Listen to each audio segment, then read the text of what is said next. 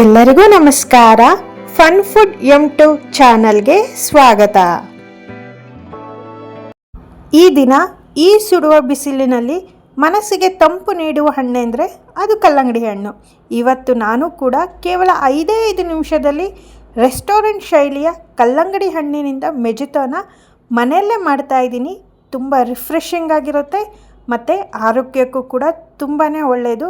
ಬನ್ನಿ, ತಡ ಮಾಡೋದೇ ಬೇಡ, ಹೇಗೆ ಮಾಡೋದು ಅಂತ ನೋಡೋಣ. ಅದಕ್ಕಿಂತ ಮುಂಚೆ ಇನ್ನೂ ಯಾರಾದರೂ ನನ್ನ ಚಾನಲ್ನ ಸಬ್ಸ್ಕ್ರೈಬ್ ಮಾಡ್ಕೊಳ್ಳದೆ ನೋಡ್ತಾ ಇದ್ದರೆ ದಯವಿಟ್ಟು ಸಬ್ಸ್ಕ್ರೈಬ್ ಮಾಡಿಕೊಂಡು ಸಪೋರ್ಟ್ ಮಾಡಿ.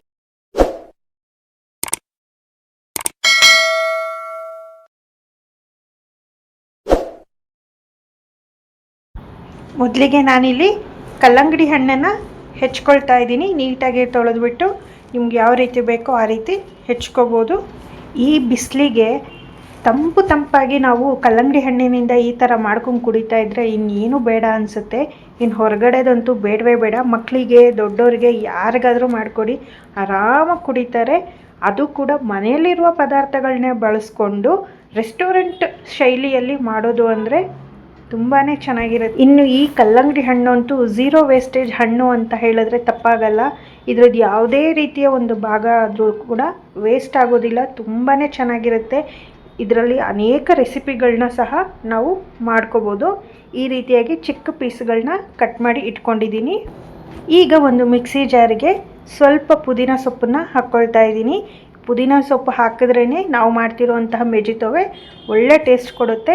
ಇದ್ರ ಜೊತೆಯಲ್ಲಿ ಕಲ್ಲಂಗಡಿ ಹಣ್ಣಿನ ಚೂರುಗಳನ್ನ ಹಾಕ್ಕೊಳ್ತಾ ಬರ್ತಿದ್ದೀನಿ. ಕಲ್ಲಂಗಡಿ ಹಣ್ಣಿನ ಬೀಜ ಸಮೇತನೇ ಹಾಕ್ಕೋಬೋದು. ಬೀಜ ತೆಗಿಲಿಲ್ಲ ಅಂದರೆ ಏನೂ ತೊಂದರೆ ಇಲ್ಲ. ಆಮೇಲೆ ನಾವು ಬೇಕಿದ್ರೆ ಶೋಧಿಸ್ಕೋಬೋದು.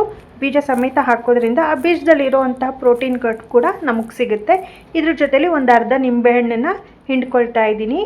ಈಗ ನಾನು ಮಾಡ್ತಿರುವಂತಹ ಕ್ವಾಂಟಿಟಿಗೆ 2 ರಿಂದ 3 ಗ್ಲಾಸ್ ಆಗುತ್ತೆ. ನೀವು ಅಳತೆ ನೋಡಿ ಹೆಚ್ಚು ಕಡಿಮೆ ಹಾಕ್ಕೋಬೋದು. ನಾನು ಮಾಡ್ತಿರೋ ಇದಕ್ಕೆ ಅರ್ಧ ನಿಂಬೆಹಣ್ಣು ಪೂರ್ತಿಯಾಗಿ ಹಿಂಡ್ಕೊಂಡಿದ್ದೀನಿ. ಇದಕ್ಕೆ ಸ್ವಲ್ಪ 1 ಸ್ಪೂನ್ ಆಗುವಷ್ಟು ಸಕ್ಕರೆನ ಸೇರಿಸ್ತಾ ಇದ್ದೀನಿ. ಇದಕ್ಕೆ 1 ಚಿಟಿಕೆ ಆಗುವಷ್ಟು ಉಪ್ಪನ್ನು ಸೇರಿಸ್ತಾ ಇದ್ದೀನಿ.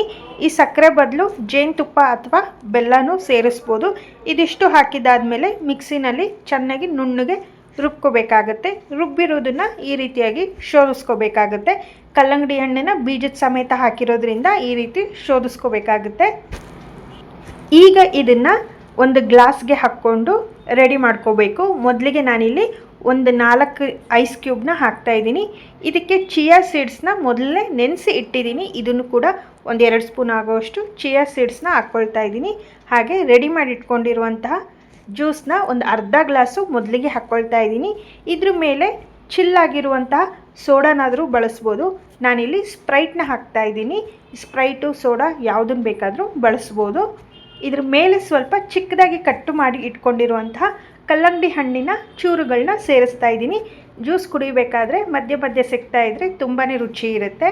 ಹಾಗೆ ಮೇಲೆ ಪುದೀನ ಸೊಪ್ಪಿಂದ ಡೆಕೋರೇಷನ್ ಕೂಡ ಮಾಡ್ತಾ ಇದ್ದೀನಿ. ಈ ರೀತಿಯಾಗಿ ಕಲ್ಲಂಗಡಿ ಹಣ್ಣಿನಿಂದ ಮೆಜಿತೋನ ರಿಫ್ರೆಶಿಂಗಾಗಿ ಮನೆಯಲ್ಲೇ ಸುಲಭವಾಗಿ ಮಾಡ್ಕೋಬೋದು. ತುಂಬಾ ಚೆನ್ನಾಗಿರುತ್ತೆ. ಒಂದು ಸ್ಪೂನ್ ಅಥವಾ ಒಂದು ಸ್ಟ್ರಾನ ಹಾಕಿ ಚೆನ್ನಾಗಿ ಮಿಕ್ಸ್ ಮಾಡಿಕೊಂಡು ಕುಡಿತಾ ಇದ್ರಂತೂ ಆಹಾ, ಈ ಬೇಸಿಗೆಗೆ ಸಖತ್ತಾಗಿ ಕೂಲಾಗಿ ಇರುತ್ತೆ. ನೋಡಿದ್ರಲ್ಲ ಎಷ್ಟೊಂದು ಸುಲಭವಾಗಿ ವಾಟರ್ ಮೆಲನ್ ಮೆಜಿತೋ ರೆಡಿ ಮಾಡ್ಬೋದು ಅಂತ. ನೀವು ಕೂಡ ಇದನ್ನು ಮನೆಯಲ್ಲಿ ಟ್ರೈ ಮಾಡಿ ನೋಡಿ. ಈ ವಿಡಿಯೋ ಇಷ್ಟವಾದರೆ ಲೈಕ್ ಮಾಡಿ, ನಿಮ್ಮ ಫ್ರೆಂಡ್ಸ್ ಜೊತೆಲಿ ಶೇರ್ ಮಾಡಿ. ಹಾಗೆ ನನ್ನ ಚಾನಲ್ನ ಸಬ್ಸ್ಕ್ರೈಬ್ ಆಗೋದನ್ನು ಮರಿಬೇಡಿ. ಹೈಪ್ ಕೂಡ ಮಾಡಿ. ಮುಂದಿನ ವಿಡಿಯೋದಲ್ಲಿ ಸಿಗೋಣ. Thank you.